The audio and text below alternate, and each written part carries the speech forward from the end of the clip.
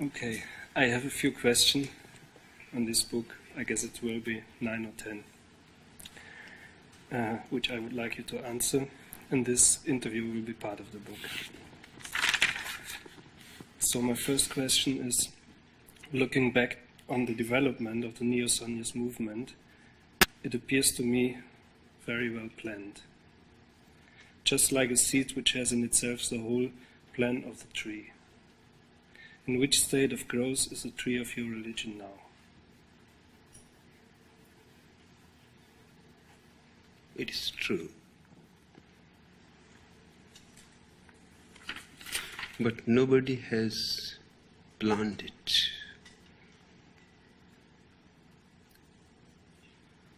Looking backwards, you can see all the stages from the seed to the flower. But if you see at the seed, you will not be able to predict what is going to happen. The seed is completely closed. It has potential. But we don't know whether the seed will fall in the right soil or will fall on a stone and will never grow, or may be eaten by animals, destroyed by children. Nobody knows what is going to happen in the future. The future remains open, unknown, unknowable. And that's how sannyas has grown. I have never planned it. Not the way an architect plans how the building is going to be. The building is a construction. It is not a growth. A construction can be planned, but growth is life.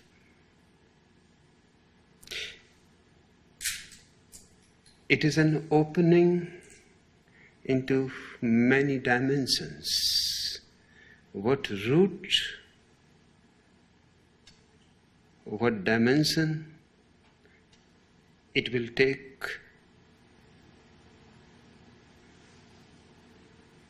nobody knows.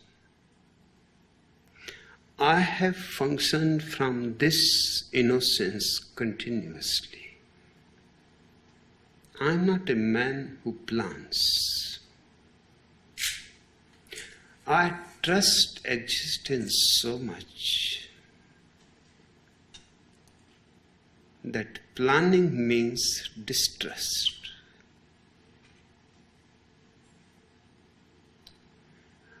I know that existence has helped me up to this moment,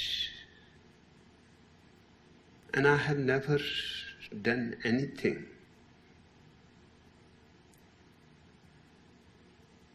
The next moment also will be taken care of.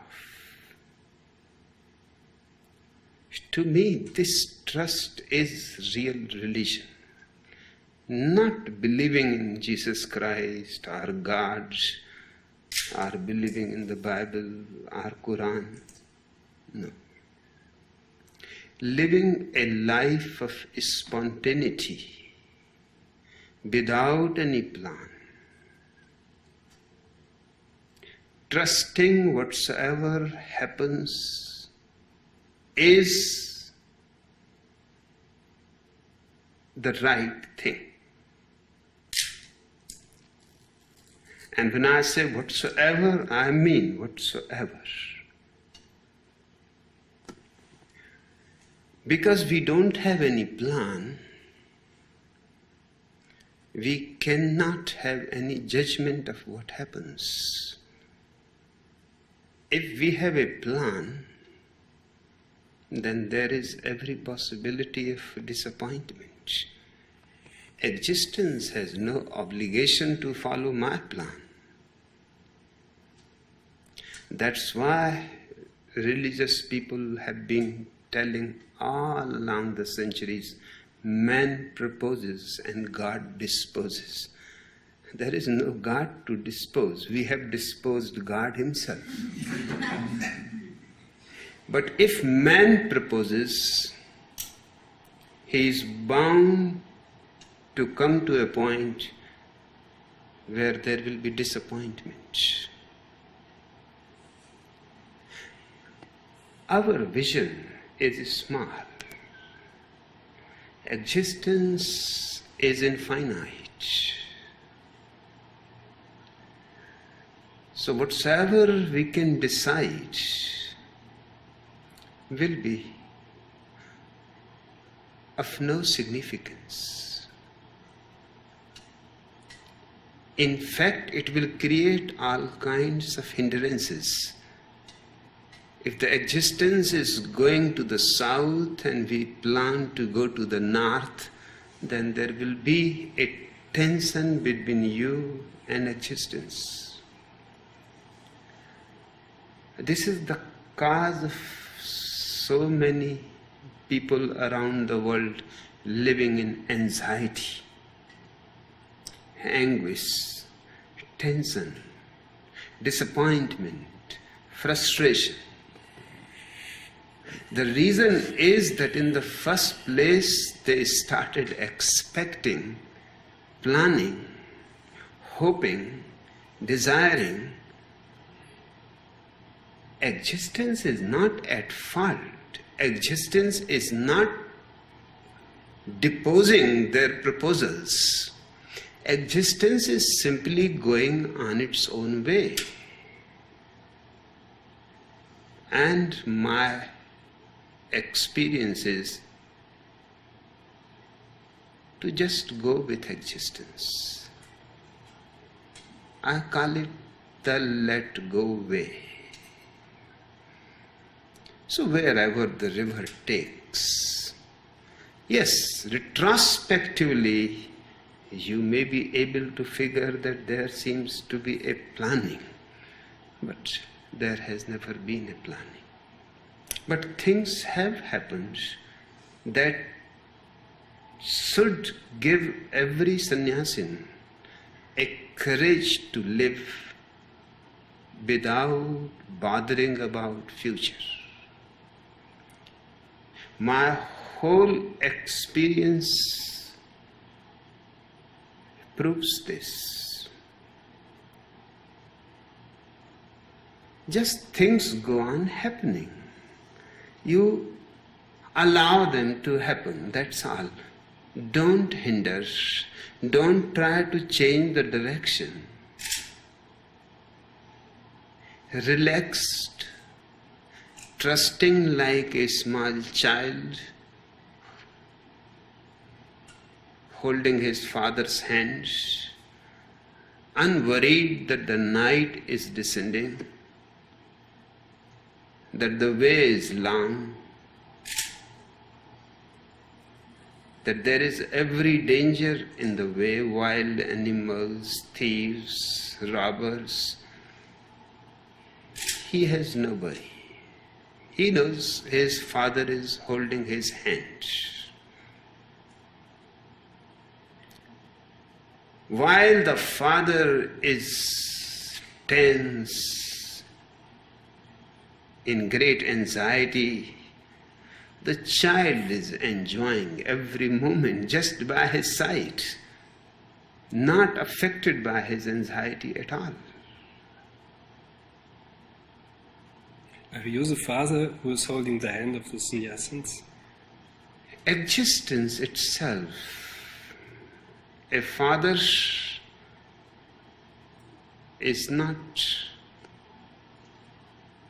much of help. That's what the old religions have provided men. They had provided God the Father. That is a small projection the child had trusted the father, and now he is grown up. Now he knows perfectly well his father is fallible. When he was a child, he knew his father is infallible. But now he is in a great dilemma. The father is fallible, and he has become dependent on an infallible God. This is the simple reason why every religion projected an infallible God far above, omnipresent, everywhere present. So you need not worry that he may not be seeing you.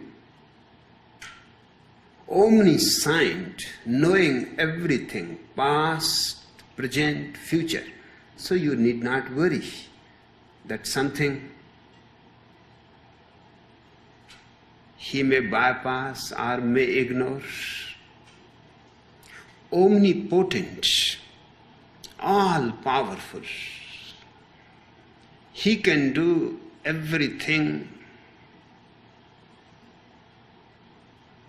There is nothing which is impossible for him. The religions used the child's psychology to create God the Father. But it is a dangerous game. It means you are depending on a fiction. It means you are living in a dream world. It means your prayers are addressed to nobody. No answer is going to come. Existence is there, surrounding you, everywhere. There is no need for any theologian to prove that existence is. There is great need to prove that God exists. Still nobody has been able to prove it. For 5,000 years, philosophers, theologians, logicians, all have been trying hard to prove the existence of God. But nothing is proved. So I am not projecting anything. I am simply saying you exist. It does not need any proof.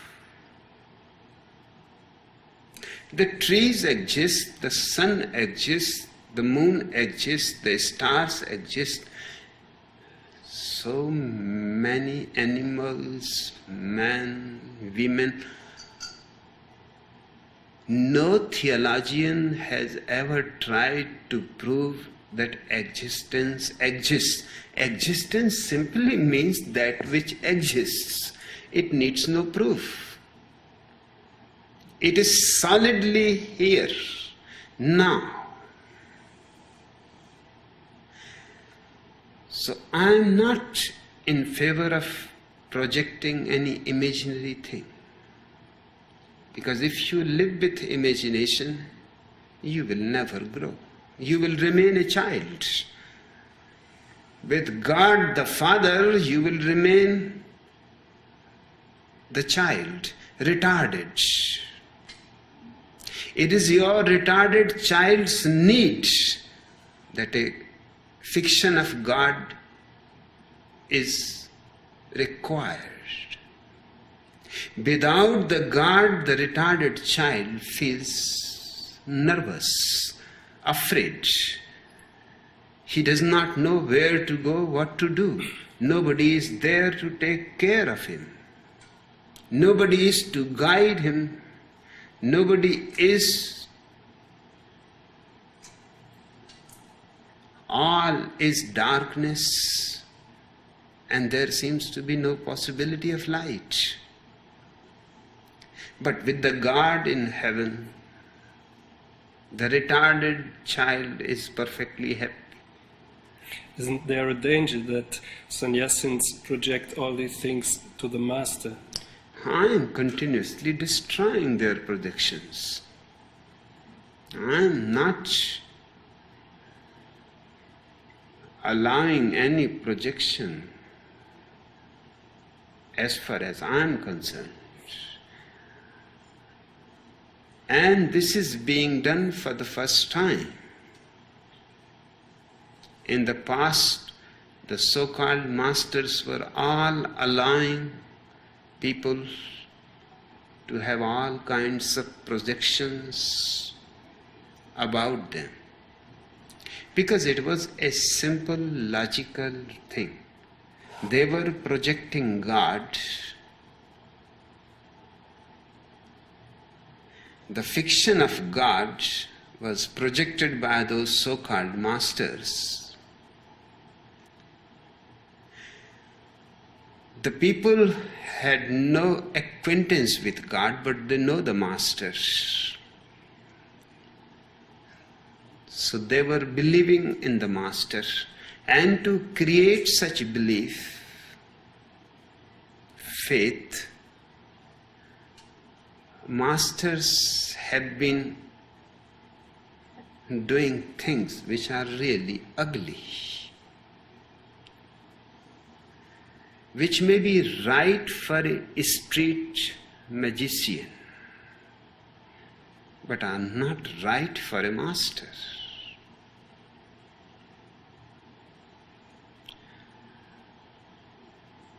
For example, all the miracles of Jesus, either they never happened and were created when he was dead by his disciples, because in no Jewish literature contemporary to Jesus, it is impossible to ignore such a man. He must have been a great news. A man who walks on water. Do you think the contemporary literature can ignore him? No. A man who makes a dead follower come back to life again will be ignored. If these things are ignored, then what is news? Not a single mention of Jesus Christ, not even his name. So the most probably all these miracles are created by the followers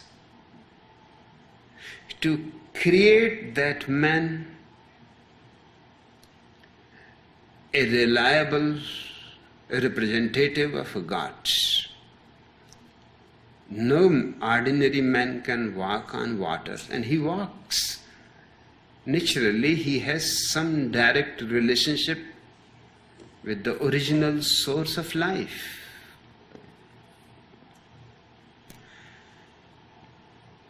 So first, either they were most probably invented around all the masters of the world,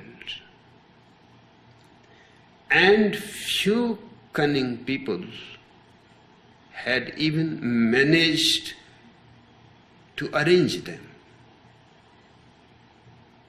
I know about a man, a friend of mine,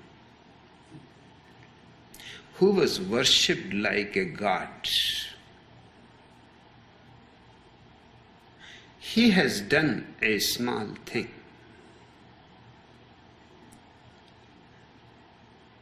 He was traveling from Havra station He entered into the first class.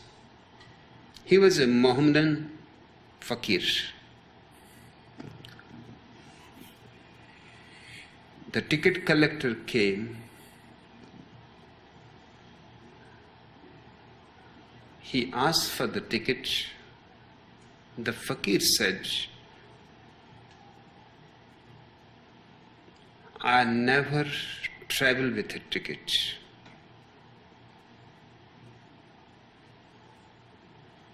I am a God's man. Everything belongs to me. You don't waste my time. Move on. And this was simply insulting. A government servant doing his duty, you are without ticket and behaving in such an arrogant manner. The ticket collector also became adamant. He said, you get down the train, otherwise I will call police. The train will not move until you get down, and don't force me, because I don't want a religious man to be arrested. You simply get out. I have nothing to do with you. But without ticket in this train, I am not going to allow anybody to travel. God's men are not. The fakir said, if you want me to get out, you will have to push me out. I am not going by myself. One thing led to another, and finally the conductor became angry and pushed the man outside the door, threw his box, his bags. The fakir laughed and he said, now you were saying if I am inside the train will not move. Now listen to me, if I am outside the train cannot move.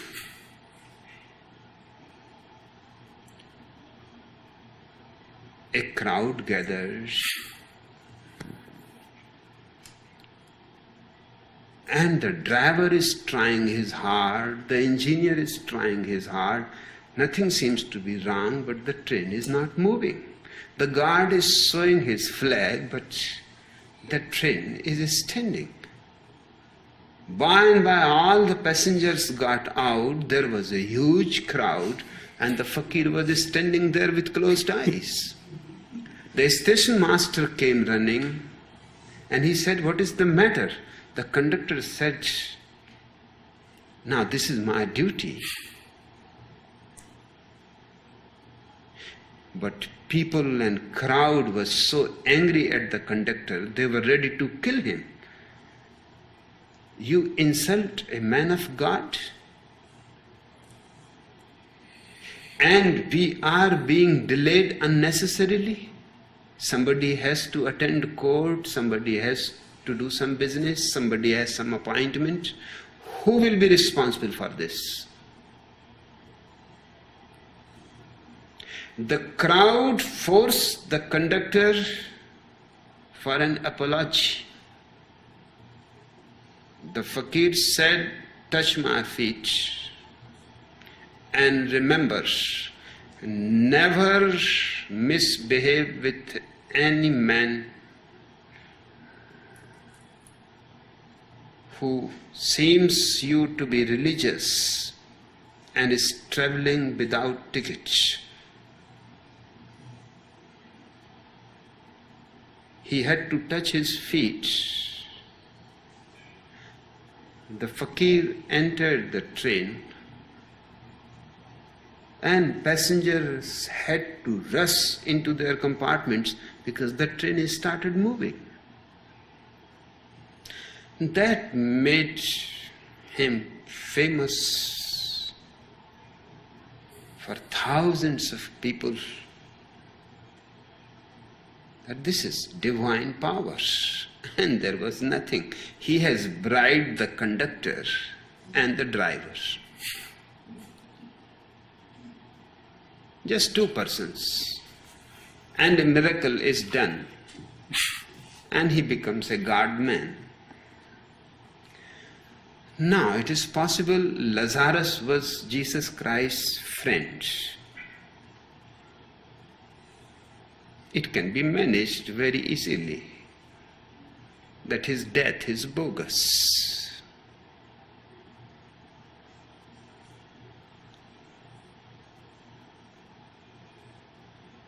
And Jesus revives him back to life.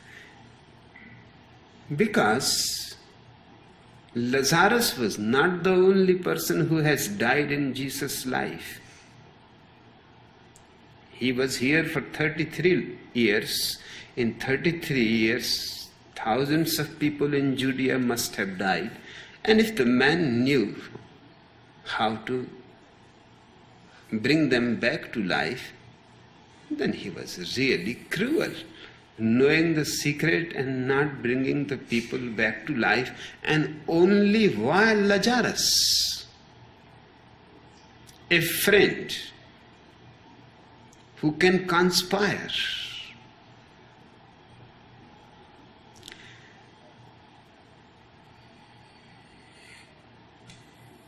I am in that way the first man who is not allowing my people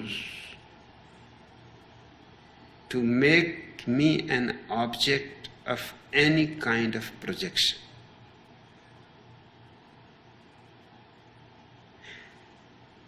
Many of them will feel hurt because their expectations, it is a very complicated phenomenon. If I am a miracle man, then they are disciples of a miracle man. If I walk on waters, then I am fulfilling their ego too.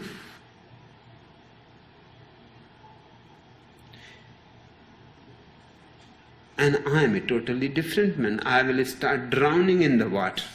That will destroy their ego, and they will most probably run away from me, never will mention my name,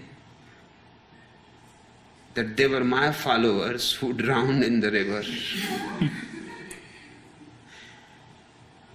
With me, only people who are really ready to grow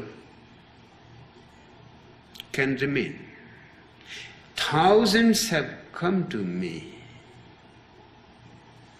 but they all wanted some fulfillment of their ego from me, and that I cannot do. I cannot be a source of their retardedness, stupidity, superstition. No. Because I will not support, they had to find some other master somewhere who was ready to support. In fact, there have been moments when, without my knowing, they managed to project something.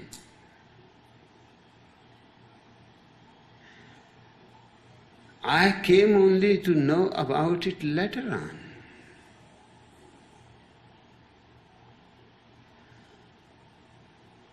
But the moment I knew it, I destroyed it completely. A young man one night came. I have never seen him. He was well educated. He asked me that my doctor has suggested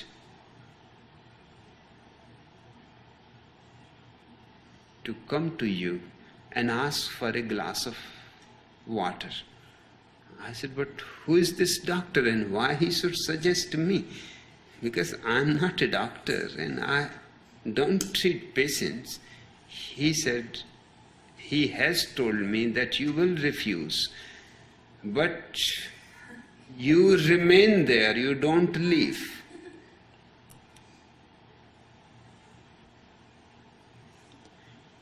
It must have been 9 o'clock in the night, up to 12, he was sitting there in front of me. I said, okay, you can sit. I continued my work, whatsoever I was reading, I went on reading, and once in a while he will say, why? I have to go 4 or 5 miles, my house is far away, my mother will be waiting, and because I am sick,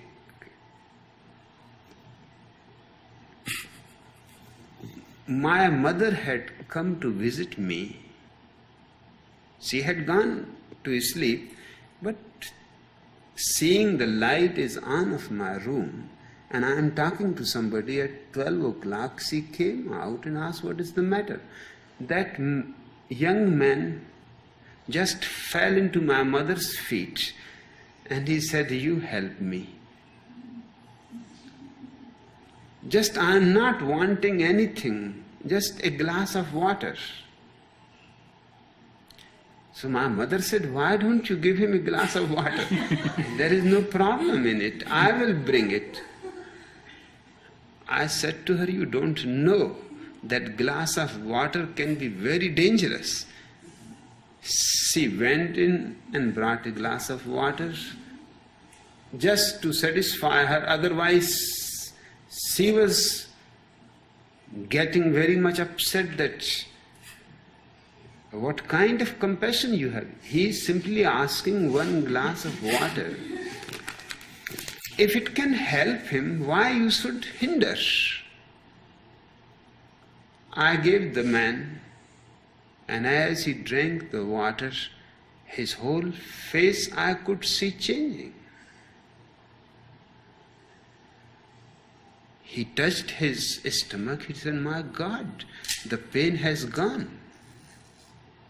He was suffering from stomach pain for 6 months. And the doctor finally got fed up of him because there was no pain. It was just something psychological. And the doctor knew me. I had to ask that man that it is good that your pain has disappeared. But be kind to me. Don't start talking about it to other people.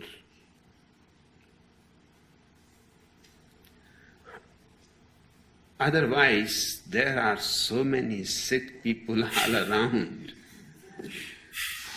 And I don't want to be surrounded by all that kind of crowd. He said, no, I will not say. Just you do one thing. Once in a while I will come with a bottle of water, you just touch it. I will do. He cured many people. And I told him that I myself fall sick and I have to call the same doctor who has sent you to me. And I am drinking water with my own hands. Can't you see a simple thing? He was not willing to listen. He said, I have experienced the miracle, not only in myself, I have seen the miracle happening into others, and you have just touched the water. It took me months to convince that man that it was just his mind. There was no pain, that's why the doctor had failed. Finally, I had to call the doctor and tell the doctor, explain to him that medicines were creating more trouble because there was no pain and he was continuously asking for medicines. And the doctor told him that I had sent you here because your thing was completely mental. And you may have helped few people because out of 100, almost 90% people are suffering from mental diseases which don't exist. That's why there are so many pathies in the world. Allopathy, naturopathy, homeopathy, acupuncture, Ayurveda. In every country there are many pathies, and the miracle is they all work. And their working is totally different. Except allopathy, no pathy is scientific. But even allopathy cannot defeat those pathies. Percentage is the same. They also cure people. Just 10% people they will not be able to cure.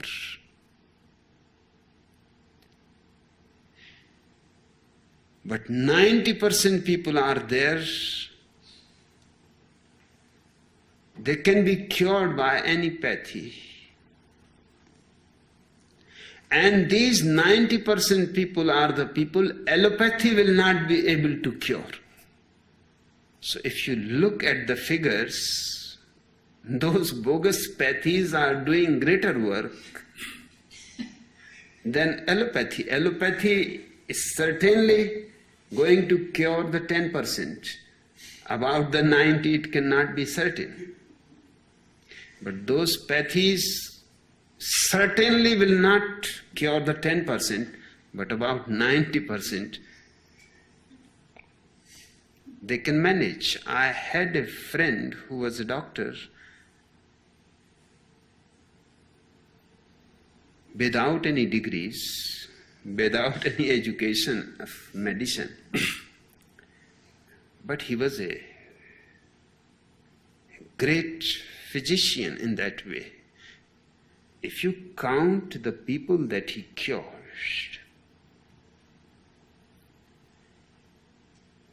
in his house, he was a bachelor and he lived alone. His lab was worth seeing. It was all bogus. There was nothing in it. Test tubes, bottles, all kinds of colored water moving from one bottle into another bottle, and many kinds of beds and chairs, electric chairs. And any sick person seeing his lab will be immensely impressed. He never took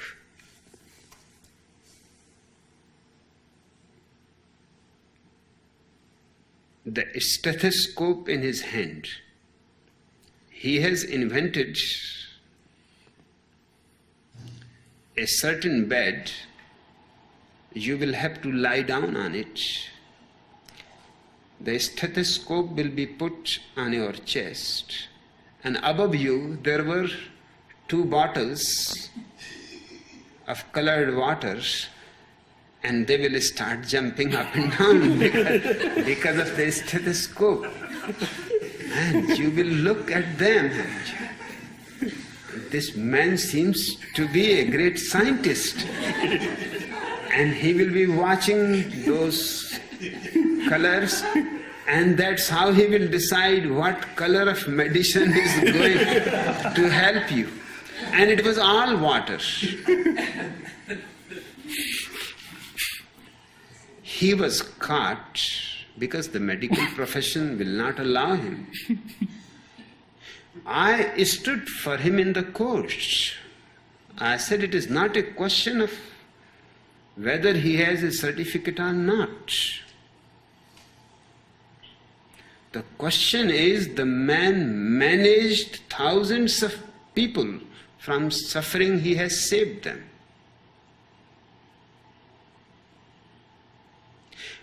And you bother too much about a piece of paper that he is not an MBBS. And all these MBBS who has filed this case against him, the reason is not that they are against him, the reason is that he is attracting the patients and they are all losing their business. And they cannot compete with him. He is really such a genius. The magistrate laughed. He said, "What you are saying is right. I know this man because he has even cured me." But as far as law is concerned, I have to prevent him from practicing medicine. And because I understand your argument and my own experience is in his favor, so I will not give him any punishment. Just he should stop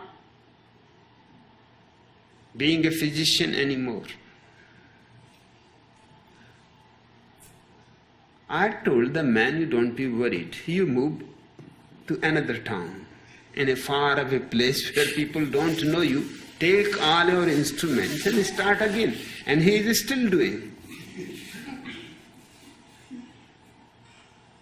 And I told him, "Remember that as medical profession becomes alert about you, change the place. You cannot remain in one place. They won't let you, and this time this magistrate has helped you. We don't know any other court will help you or not."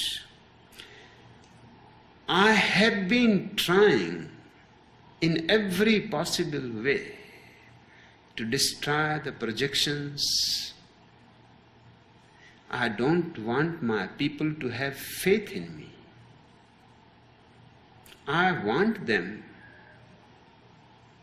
to experience me. I want them to experience what I have experienced. I can show the way. I cannot walk for them. They will have to walk alone. I can give them encouragement, but I cannot give them the truth. And the real function of the master is to give you encouragement. Just by his presence, his blissful life, peaceful life, creates a certain milieu in which you can move easily towards dropping your plannings, projects, and allowing existence to happen. So what is happening in sannyas is not a doing on my part or on anybody's part. It is a happening. And it has gone so beautifully, and it is going so beautifully. And I don't see that I can ever be disappointed, because in the first place, I don't bother whether the river is going to the north or to the south, wherever it goes, wherever it lands, that's my home. That's where I always wanted to go, but I was not aware.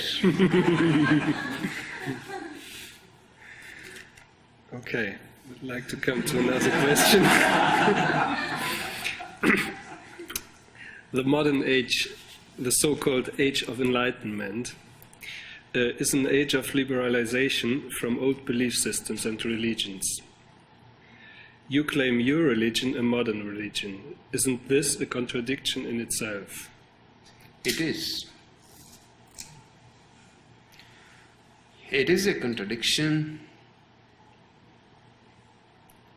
to call it a modern religion, or better, a religionless religion, which will make the contradiction more clear.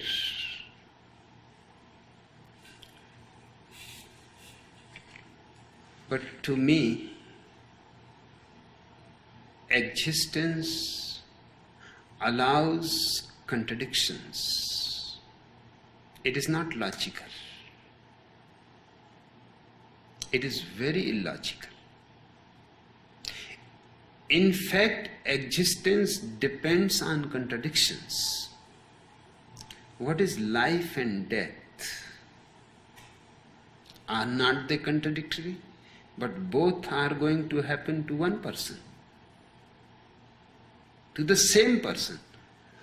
In fact, a dead person cannot die. That would be consistent. If some dead person dies, it is absolutely logical. But what happens is contradictory. A living person, life suddenly becomes death. If you look into existence, and I am not a philosopher, I am simply existential, not even an existentialist, just existential. I see everywhere contradiction. Light cannot exist without darkness. Darkness cannot exist without light. For example, ordinarily people think that a blind man must be living in darkness. They are wrong. A blind man knows nothing of darkness, because to see darkness you need eyes. If the blind man cannot see light, he cannot see darkness. There are two poles of one phenomenon. For both eyes are needed.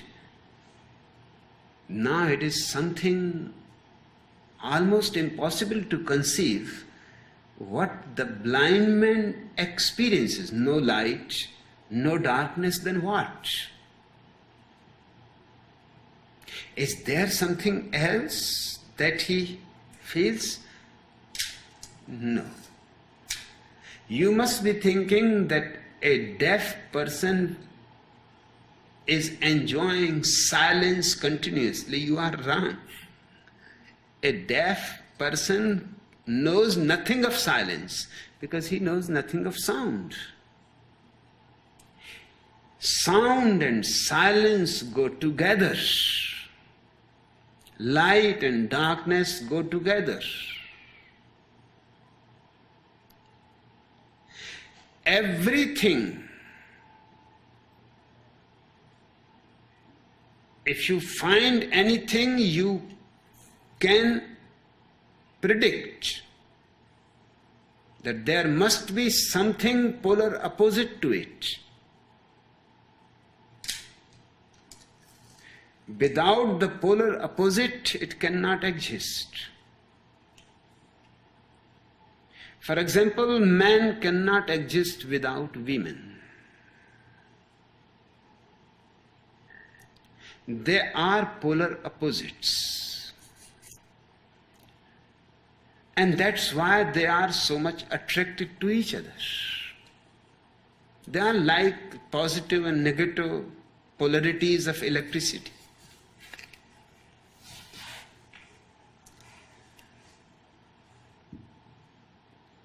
But because they are polar opposites, you have to understand the whole thing. First, they will be attracted to each other and they will be opposed to each other. This is the whole problem of all the couples in the world, of all lovers in the world. They are attracted to each other, and the same is the cause of their continuous fight. They are opposite to each other. That's why homosexuals became known as gay people. They have no polarity. There is nothing to fight. They are always smiling. They look really gay. But their gayness, their delight is very superficial. It has not the tension of the opposites. The force is not there. Have you ever heard any story about gay people which can be compared to the stories of Romeo and Juliet, Majnun and Laila, Siri and Faryad? Not a single love story about millions of gay people who have lived on the earth. There was not that attraction to create a story. There was no conflict. In fact, a man loving another man is simply loving his own mirror image.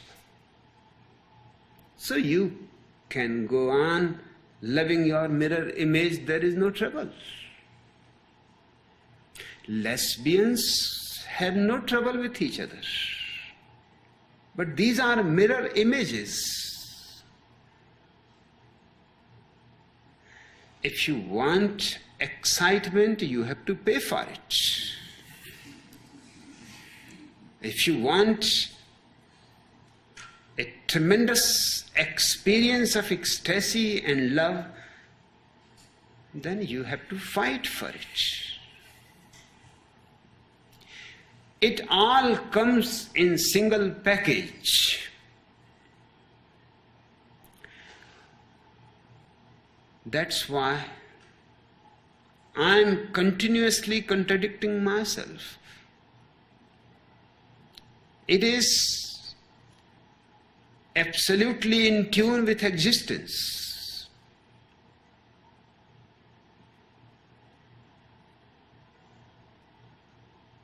I call my religion religionless religion. I call it religionless because it has nothing to do with all the religions that have existed up to now. To deny any connection with all those religions, I call it religionless.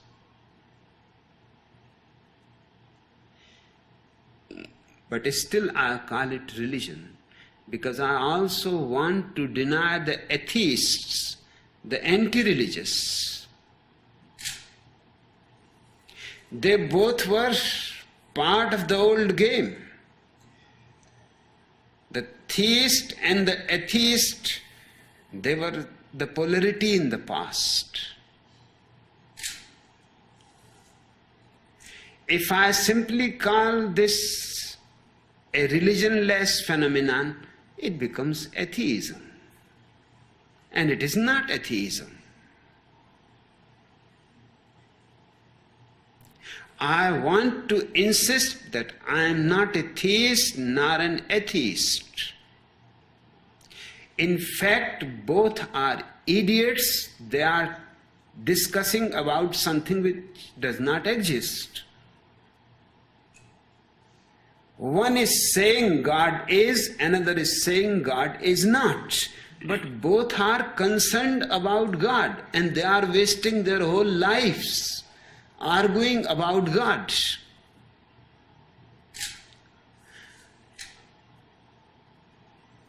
So I am giving a new turn to religiousness. It is no more concerned with God, no more concerned with heaven and hell, no more concerned with all kinds of theologies or anti-theologies. It is a scientific search into your consciousness. But because it is a search into consciousness, I call it religion. I cannot call it simply science, because science is arrowed towards the objective reality. Religion is arrowed towards the subjective reality. A scientist goes on working with all kinds of things except himself. In his lab, he has done all kinds of experiments, but he has completely forgotten himself. He is the only one in his lab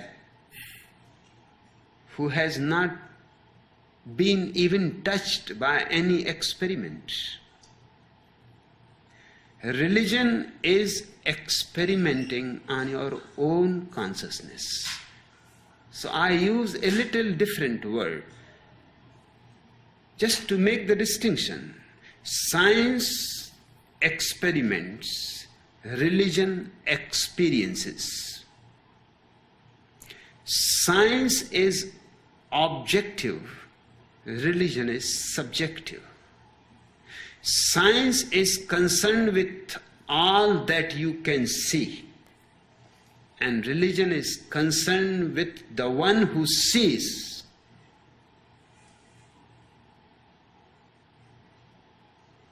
To make this distinction clear, I have to use a contradiction. There is no other way. Otherwise, I will be falling into something wrong, which is not my approach. Okay. My book is basically about your communes in Germany, and I have some questions on that.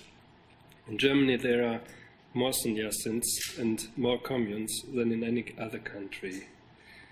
Critics say the reason is that the German soul is drawn towards the irrational and longs for a leader.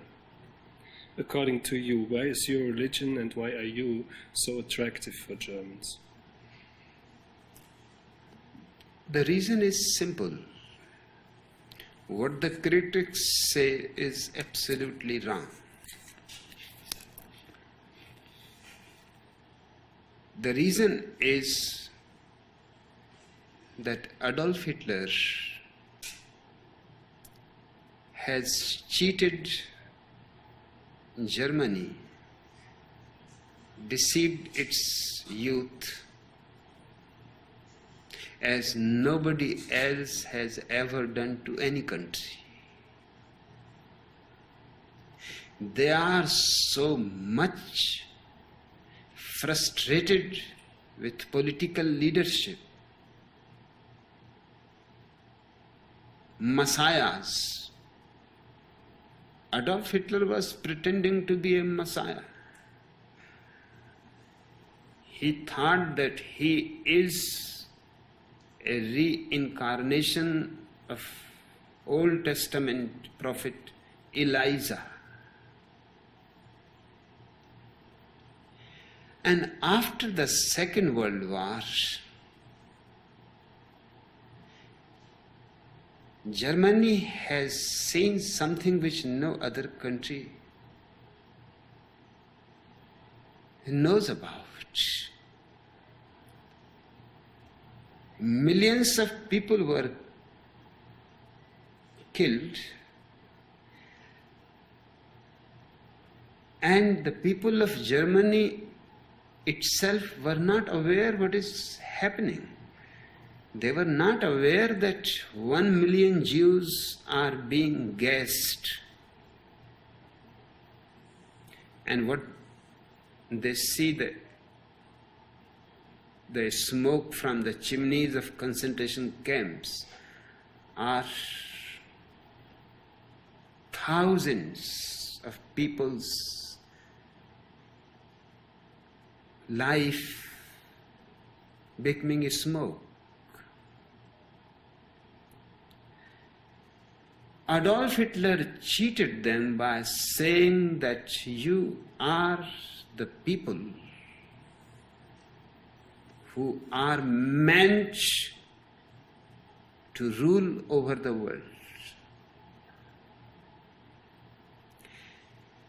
Of course,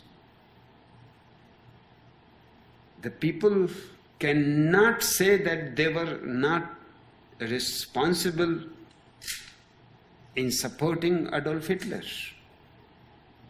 They were responsible as much as Adolf Hitler. It was a mutual thing. Adolf Hitler was giving them a great ego project to conquer the whole world.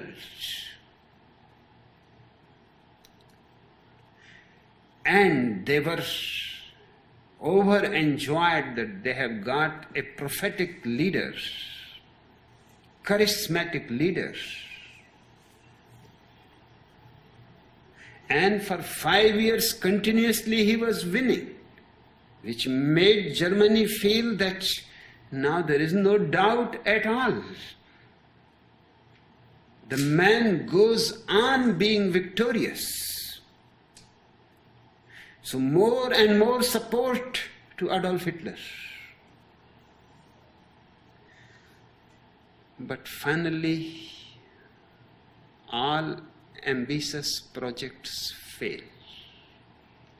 Existence cannot support any idiotic thing. Sooner or later, 5 years does not mean anything in existence, not even 5 seconds. So just a little dream that Germany saw and the glory, and then the tremendous fall. Almost as if Hitler had taken Germany to the Everest, and from the Everest the fall. It has created 2 things in Germany. That's why it becomes my country. One, now no Adolf Hitler can deceive them. Enough is enough. No prophet, no Messiah can deceive them. They have suffered too much.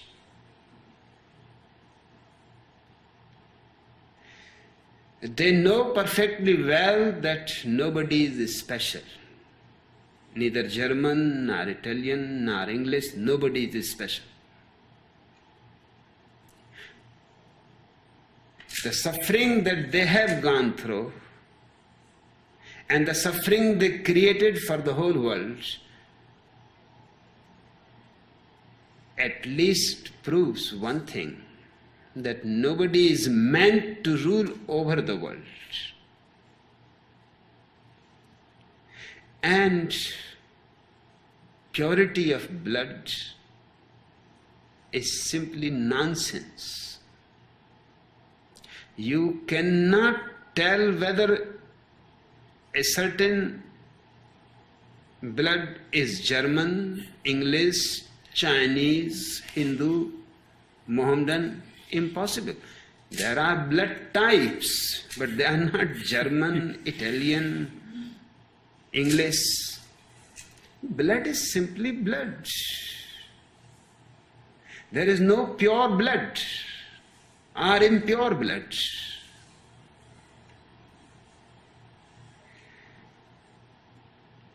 So on the one hand, a tremendous frustration with Adolf Hitler and what he did to the country, and on the second hand, a guilt that they were also part of this stupid game.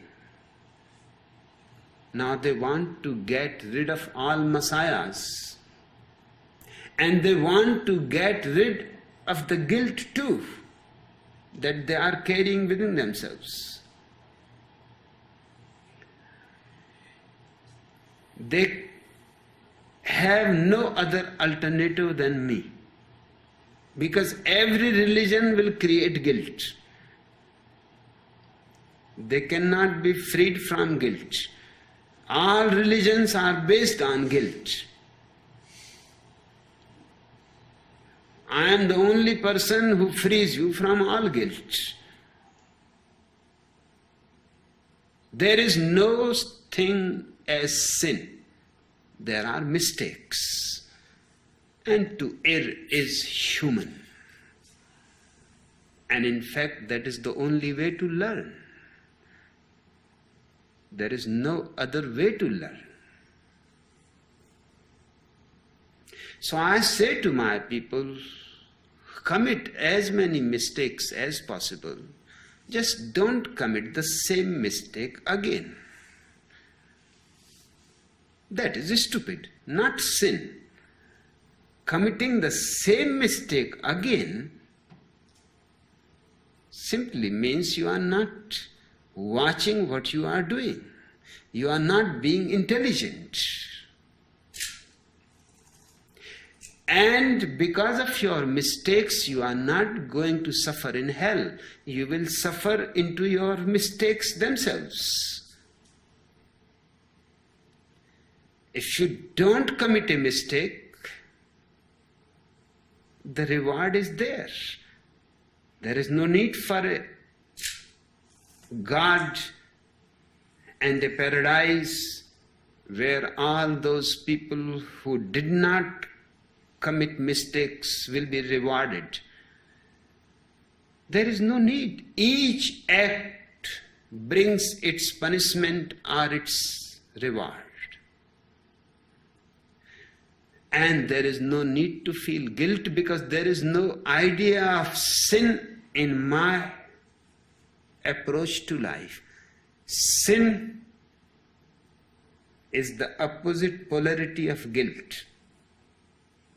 If you have any idea of sin, then the idea of guilt is bound to be there. No religion of the world can free the German youth from a tremendous burden of guilt. In fact, they will exploit it.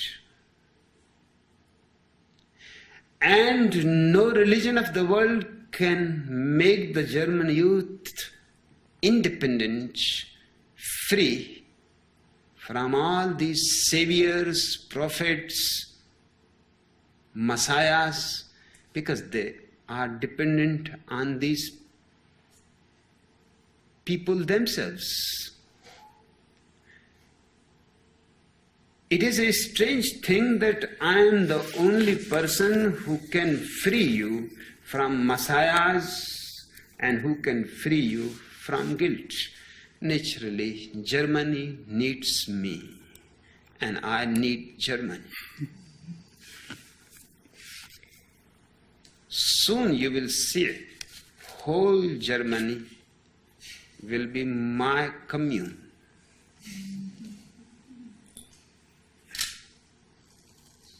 Adolf Hitler has made the ground for me. That's why I have a certain love for that man.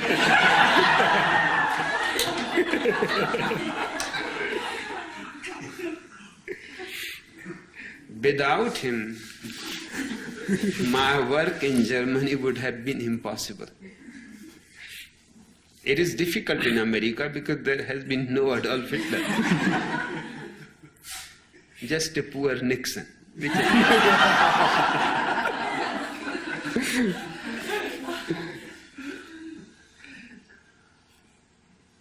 a few weeks ago, a young woman who was very much interested in sannyas and very much afraid that she might become a sannyasin, said to me, "But I hate that personal cult around Bhagwan." I tried to explain her that there is no personal cult, but I wasn't very successful. Can you help me? Just tell her that if she hates enough, she is already in love with me. She cannot escape.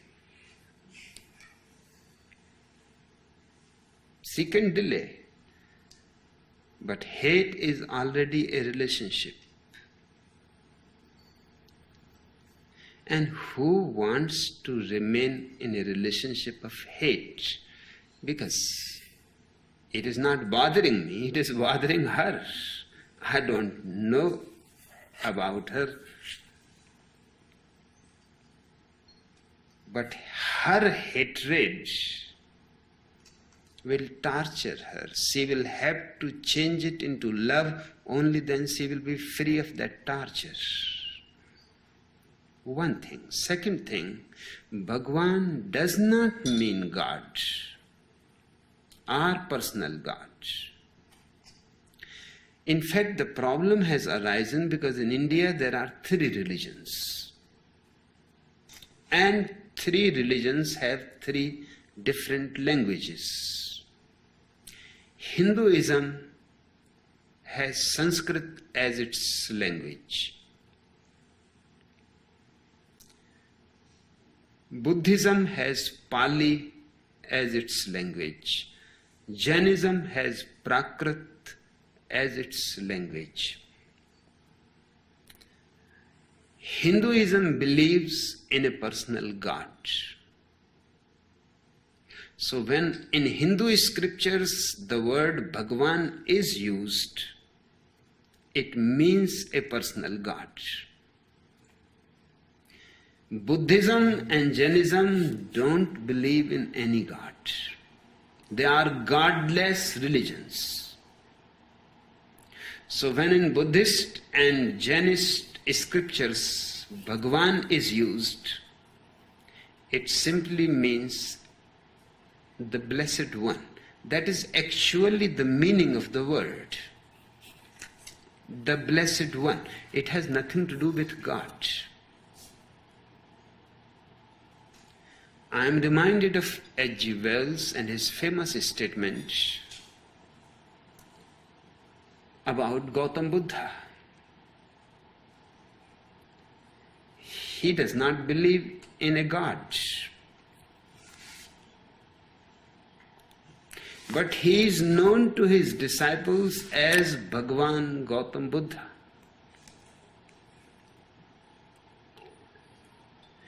H.G. Wells was very much puzzled when he was writing a world history.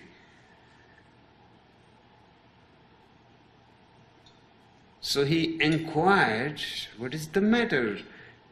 Gautam Buddha denies God and his followers are calling him God. And he never denied his followers that he should not be called God. Then he came to know that in Pali, Bhagwan means the Blessed One. It has nothing to do with God. For God in English there is only one word. In India there are many. The Buddhists, to deny God, they don't believe in God, but to deny you have to use a word. The word that is used is Ishvara.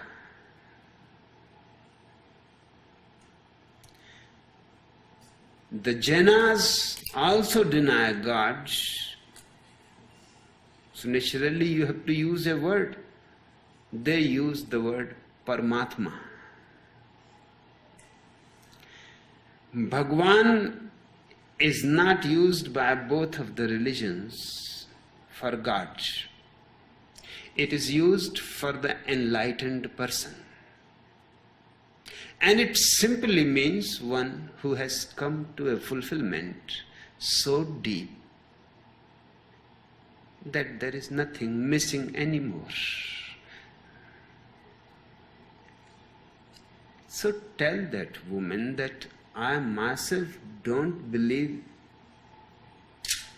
in any God, personal or impersonal. And I am not a God.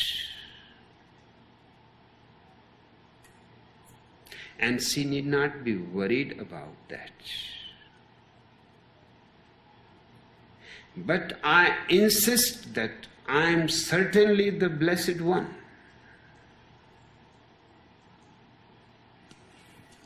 That I cannot deny, because that will be a lie.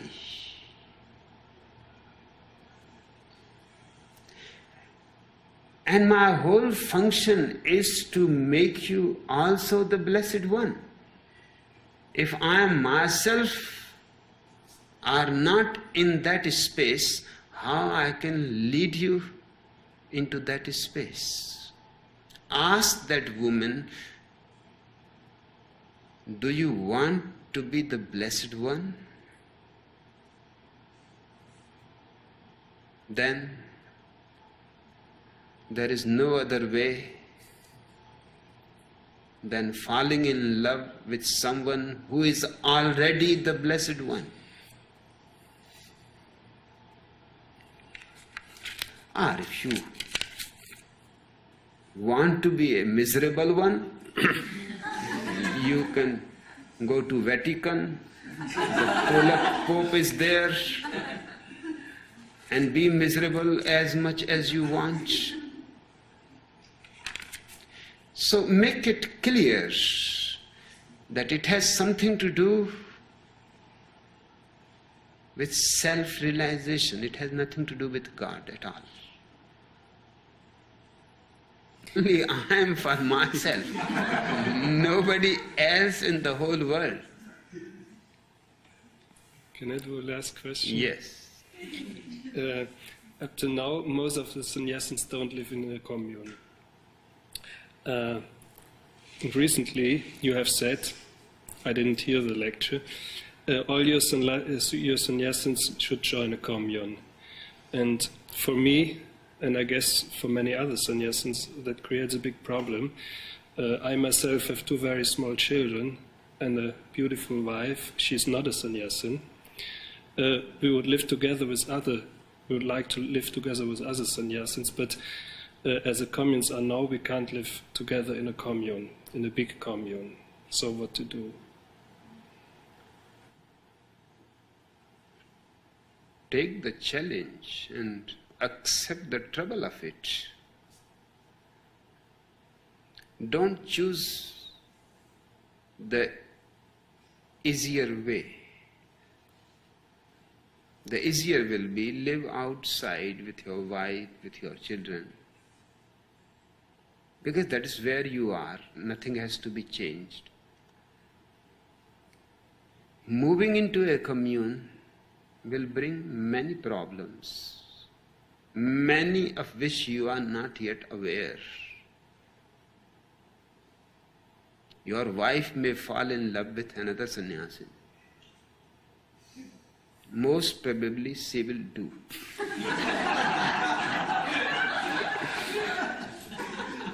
You may fall in love with some sannyasi. In fact, you have already been thinking.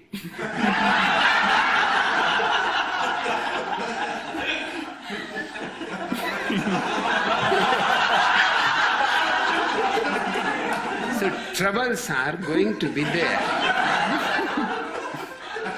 But my suggestion is choose the way where troubles are.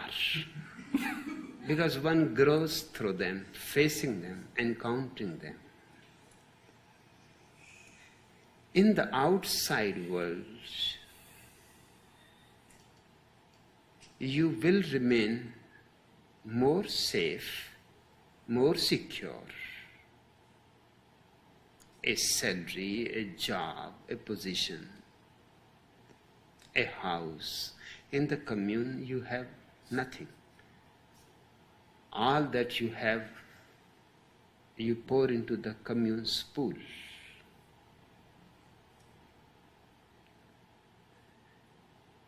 It is risky.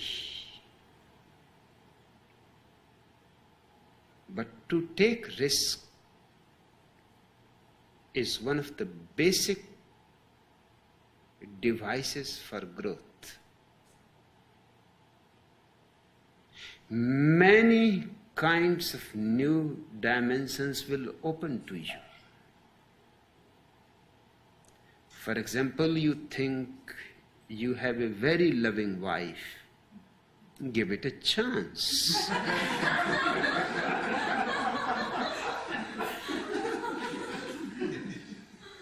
Whether it is just an idea or a reality.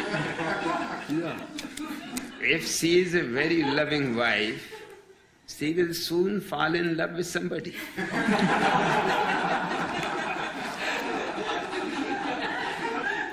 And what about the children? Because they are really very They will small. be part of the commune. That's my approach towards children. That children should not be possessed by the parents. It is creating 1001 psychological difficulties for the children. Humanity has not yet been aware that family is one of the most criminal institution in history, because it gives the child a very limited area of growth. The husband, the wife, the child, a very small area. And the child learns to depend on the father, on the mother. He learns their habits, learns their religion, learns everything from them. His learning is very linear. He is not rich in his learning.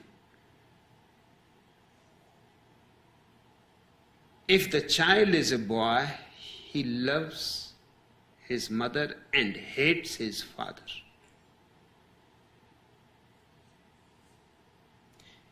If the child is a girl, she loves the father and hates the mother.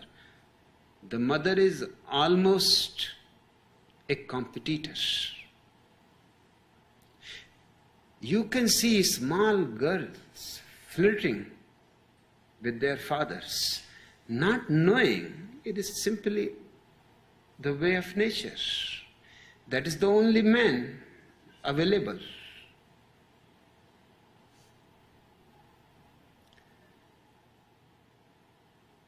If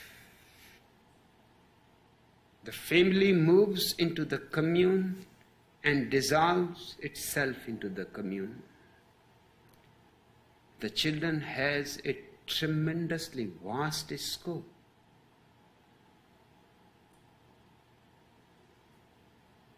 Hundreds of uncles, hundreds of aunts,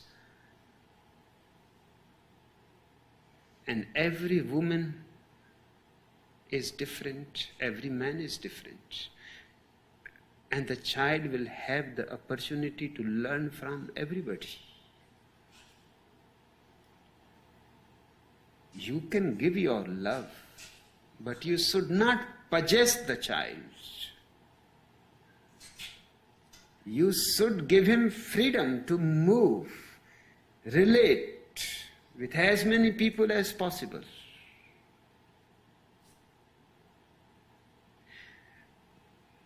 It is one of the greatest problems for psychologists that no man ever finds a woman who is totally satisfying.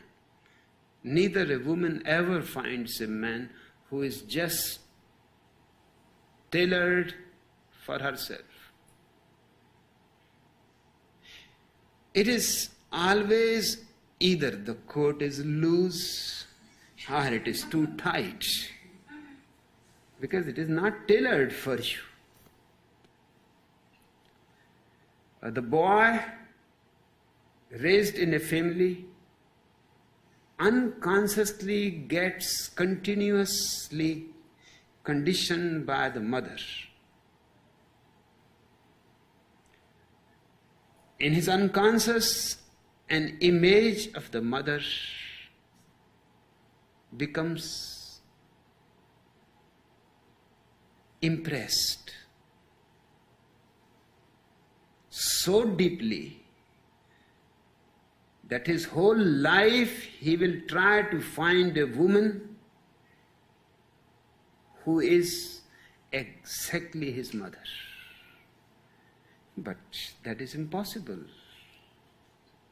Existence never repeats. So whenever he falls in love, it is only part of the woman that resembles his mother. But it is always part. So when you are just having a love affair, everything goes good, because something in you resembles to the father of the girl. Something in the girl resembles with your mother. It is good on the beach, in the garden. You both are at your best. But when you get married and you have to live 24 hours, then it becomes troublesome. Because you cannot pretend that the whole is only that part in which you were in love. The whole is far bigger. And when the whole starts swaying it, and it happens from both the sides, the woman wonders that she never knew this man. She could not have conceived that this man will be such. The man cannot conceive that this woman will throw every night tantrums and pillows and scream, and neighbors will come, and even if you are right, you have to apologize. Otherwise, she goes on screaming and crying. You had never thought about this. On the beach, she had never behaved like this. No couple in the whole world is absolutely fitting, and the reason is the family. If a child is raised by the commune, then he will not have a fixed image. He has known so many women.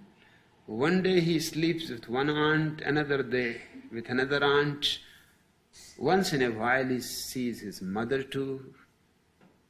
Once in a while his father. Otherwise there are so many uncles, and everybody is loving to him. He never gets impregnated with one idea. He has a very vague sense of womanhood, not of a particular woman. The same is true about the girl. She has a certain idea of what it means to be a man, but she has no fixed picture. There will be no disappointment in their life because they will be more flexible. they will be more adjusting. And they will be able to cope with new realities that may be coming. Because they have seen so many people, they know that people are different.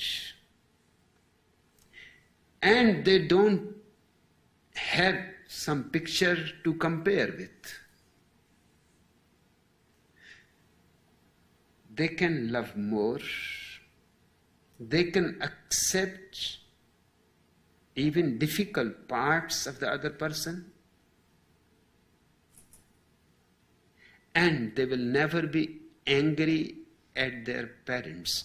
Otherwise, every boy remains angry with his father. Because he was the person who was making love to his mother. He was the hindrance. Otherwise, he would have been the lover. That's what he wanted. But the father was always there, and he was stronger and bigger and powerful. So he had to repress himself. No girl ever forgives the mother, because she was always there around. And as the girl grows, comes of age, the mother is continuously watching whether the father is taking too much interest in the girl or the girl is taking too much interest in the father, and she is continuously cutting and creating barriers between them. The girl can understand. She cannot going to be forgiving. She will always be angry. In a commune, the child will not have any anger against the father or the mother. In fact, his experience of richness will be so vast. Because a commune is already a world. For a child, 5,000 people are enough an experience. With this experience, he will enter into the world. He will not need God the Father. He will not need the priest the Father. He will be independent enough, because he was never dependent on the father or the mother. He was not dependent on anyone. To belong to the commune means he was independent. He was not dependent on anybody. So he has been nourished and nurtured into freedom. And that should be the new man. So my suggestion is, you take the risk and help other sannyasins also who are outside the commune to move to the commune. Because only in a commune you will have a real experience of sannyas. Outside you cannot have. The world is rotten. Simply a graveyard. So drop all security of the world, safety of the world, and take the risk. And don't be afraid. Just look at me. Not a single cent.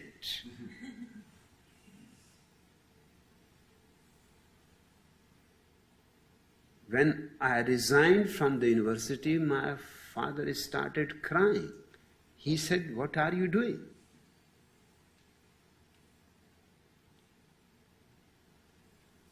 I said, "From this moment, I want to live totally with existence. If existence wants me to be hungry, I will be hungry.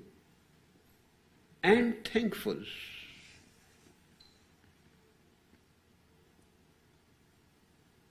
He said, you have always been difficult. Now you have taken the most dangerous step. I have given my whole property to other children because I had told him that I don't want any inheritance. Because when I refused your religion, which was my inheritance, when I refused your party politics, which was my inheritance, how can I accept your money, your house, your land, your garden? That will be very insincere of me. So I cannot receive because I have rejected everything and I receive only the money. I don't receive anything from you. Your love, your blessing is enough. So he had distributed the whole money. He said, you should have told few days before. I would have kept a part for you reserved any time you are in difficulty. I said, I will never be in difficulty. Nowhere I will be in difficulty. For the simple reason because I know how to love. And that's enough. I can take any risk. I can jump into any challenge because I know how to love. I know how to trust. And it is such a tremendous joy to discover every day that you are still here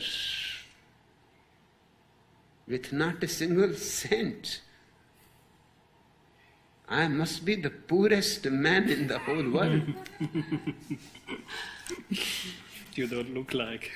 I live like an emperor because what a poor man can lose. I live like an emperor.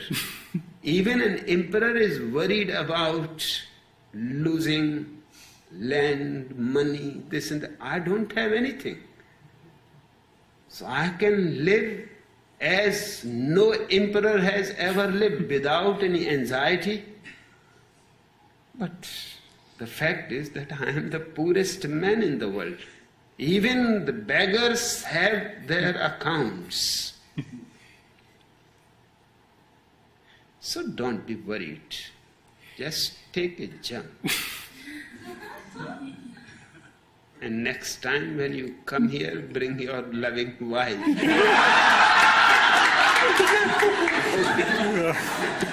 Thank you. Video ഇഷ്ടപ്പെട്ടെങ്കിൽ like, share and subscribe ചെയ്യാൻ മറക്കരുത്. Thanks for watching the video.